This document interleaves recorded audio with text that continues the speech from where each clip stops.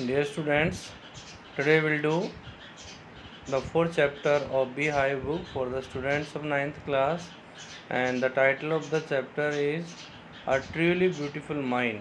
And up to third para we have already done, and now we'll start the fourth para.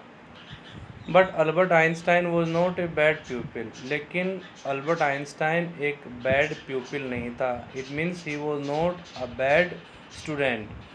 प्यूपिल means student. He went to high school in Munich.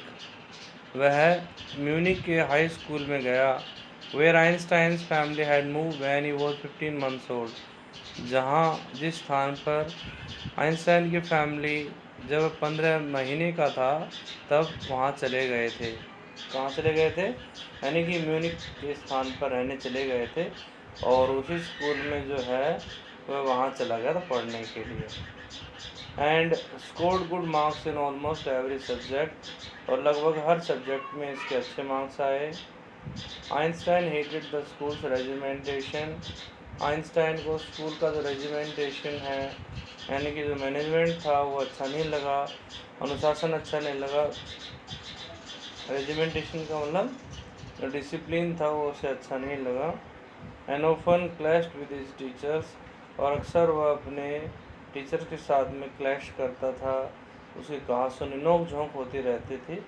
तो clash का मतलब होता है वहाँ पर होता है कॉन्ट्रडिक्शन होता था वहाँ पर, तो चलता रहता था उस तरीके से, नोक झोंक होती रहती थी.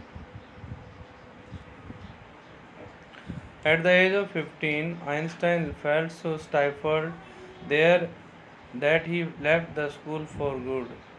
और आइंस्टाइन जो है अक्सर एट द एज ऑफ 15 साल की उम्र में आइंस्टाइन को वहाँ पर इतना दम घुटने लगा कि उसने स्कूल को सदा के लिए छोड़ दिया. The previous year Albert's parents had move to Milan. और उससे पिछले वर्ष पहले से 1 साल पहले ही अल्बर्ट के जो पेरेंट्स थे वो मिलान जो एक जगह है वह रहने के लिए चले गए थे. And left their son with relatives. और अपने लड़के को रिलेटिव्स के पास में रहने के लिए छोड़ दिया. After prolong discussion Einstein got his wish to continue his education in German speaking Switzerland in a city which was more liberal than Munich. अब काफ़ी डिस्कशन के बाद में, प्रोलॉन्ग्ड का मतलब होता है long. After long discussion Einstein got his wish to continue his education. Einstein को अपनी एजुकेशन को कंटिन्यू करने की परमिशन मिल जाती है उसे अपने पेरेंट्स के द्वारा. वो एक स्विट्ज़रलैंड, जर्मन स्पीकिंग स्विट्ज़रलैंड वहाँ जो शहर है वहाँ पर उसे एजुकेशन कंप्लीट करने की, कंटिन्यू करने की परमिशन मिल जाती है. इन अ सिटी, एक ऐसा शहर था ये स्विट्ज़रलैंड जो कि म्यूनिक की ज़्यादा बजाय तुलना में ज़्यादा लिबरल था. लिबरल का मतलब होता है one who understand and respect others opinion. Einstein was highly gifted in mathematics and interested in physics, and after finishing school he decided to study at a university in Zurich. Einstein बहुत ज़्यादा talented था maths के अंदर, और physics के अंदर इनका बहुत ज़्यादा इंटरेस्ट था. अपनी स्कूल फिनिश करने के बाद में, स्कूल की पढ़ाई पूरी करने के बाद में उन्होंने ज्यूरिक के अंदर जो यूनिवर्सिटी है वहाँ पर स्टडी करने का डिसाइड किया. But science was then the only thing that have appeal to the dashing young man with the walrus moustache. लेकिन साइंस ही एक ऐसा सब्जेक्ट नहीं था जिसने कि इस डैशिंग यंग मैन को, यानी कि आइंस्टाइन को सबसे ज़्यादा अट्रैक्ट किया, अपनी तरफ खींचा. और इसकी जो मूँछें थी वो वॉलरस, एक दरियाई घोड़े जैसी मूँछें थी इसकी. He also felt a special interest in a fellow student Mileva Maric. Mileva Maric जो एक इसके साथी स्टूडेंट थी, इसके साथ ही पढ़ती थी, उसमें भी इसका इंटरेस्ट हो गया. whom he found to be a clever creature. This young serb had come to Switzerland because the university in Zurich was one of the few in Europe where women could get degrees. और Mileva मारिक जो है, जो इसके साथी student थी, जो इसकी classmate थी, जिसको ये काफ़ी क्लेवर मानता था, वो भी जो है यंग सब वो जो है स्विट्ज़रलैंड आई थी। किस लिए? क्योंकि the university in Zurich was one of the few in Europe, क्योंकि ज्यूरिक की जो यूनिवर्सिटी थी वो एकमात्र कुछ यूरोप की कुछ यूनिवर्सिटियों में से एक थी जहाँ पर महिलाएं अपनी डिग्री प्राप्त कर सकती थी, डिग्री ले सकती थी। Einstein saw in her an ally against the Philistines. Philistines means a person who would use disapprovingly to talk about people who do not like art, literature और music। तो आइंस्टाइन ने उसके अंदर एक साथी को देखा, एक जीवन साथी को देखा, किसके अंदर? मिलेवा मारिक के अंदर। हालांकि जो दोनों ही थे वो फिलिस्टाइन थे। फिलिस्टाइन का मतलब दोनों का ही म्यूजिक, इसके अंदर आर्ट म्यूजिक के अंदर किसी प्रकार का इंटरेस्ट नहीं था। Those people in his family and at the university with whom he was constantly at odds.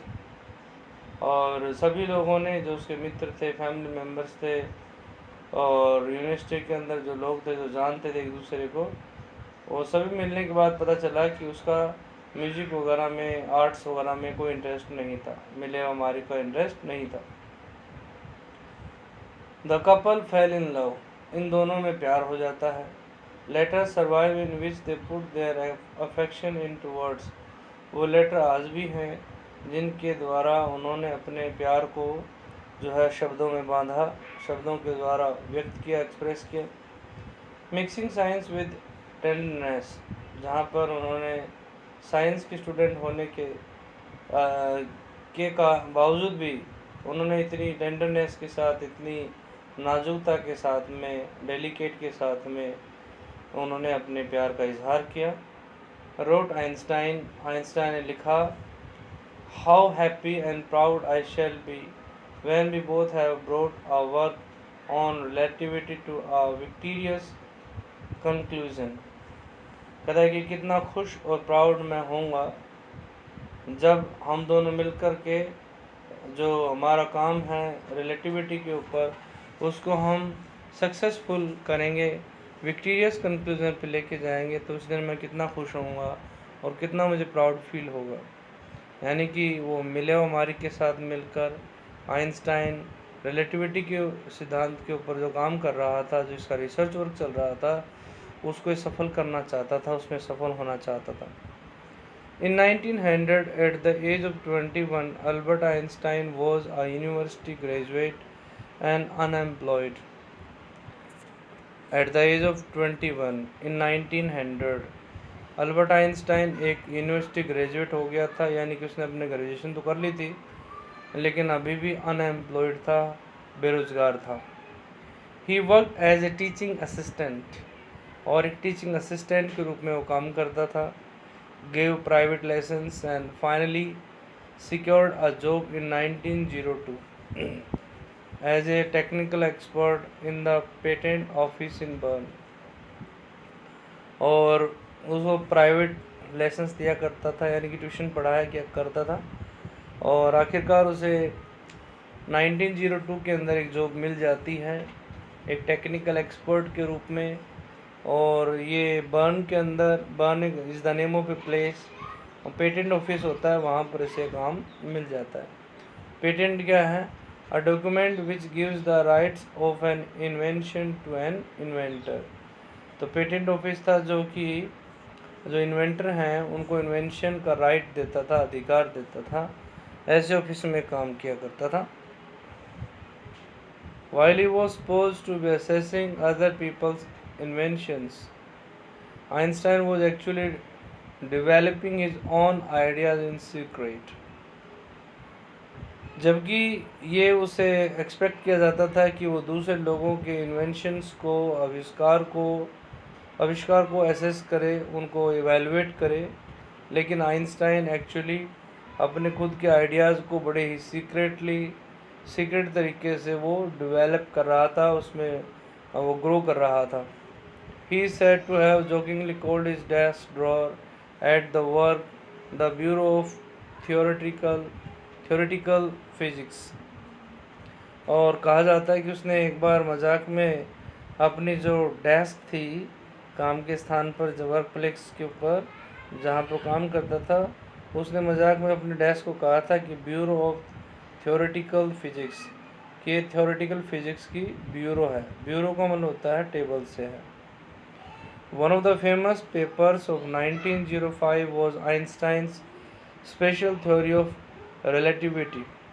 और 1905 के फेमस पेपर के अंदर, अखबार के अंदर, आइंस्टाइन की स्पेशल थ्योरी ऑफ रिलेटिविटी के बारे में मेंशन किया जाता है, एक्सप्लेन किया जाता है। According to which time and distance are not absolute, जिसके हिसाब से टाइम और जो डिस्टेंस है वो एब्सोल्यूट नहीं है। Indeed, two perfectly accurate clocks will not continue to show the same time if they come together again after a journey if one of them has been moving very fast relative to the other। अगर दो घड़ी जो एक जैसा time दे रही हैं और उनको जो है अभी अलग अलग जगह पर लेके जाए उनको, और एक को बड़ा फास्ट लेके जाएं, एक को धीरे लेके जाएं, तो जब उनको वापस लाया जाएगा तो सेम टाइम नहीं दिखाएंगी। From this followed the world's most famous formula which describes the relationship between mass and energy। और यहीं से वो फेमस, सबसे संसार का सबसे ज़्यादा फेमस जो फॉर्मूला है वो यहाँ से निकलता है, जो कि हमें मास एंड एनर्जी की जो रिलेशनशिप है उसके बारे में डिस्क्राइब करता है। तो इतना ही पढ़ेंगे हम। नेक्स्ट जो है will cover in next para will be covered in next video. Till then keep studying and I hope you must have got the lesson properly। Thank you so much। Have a nice day।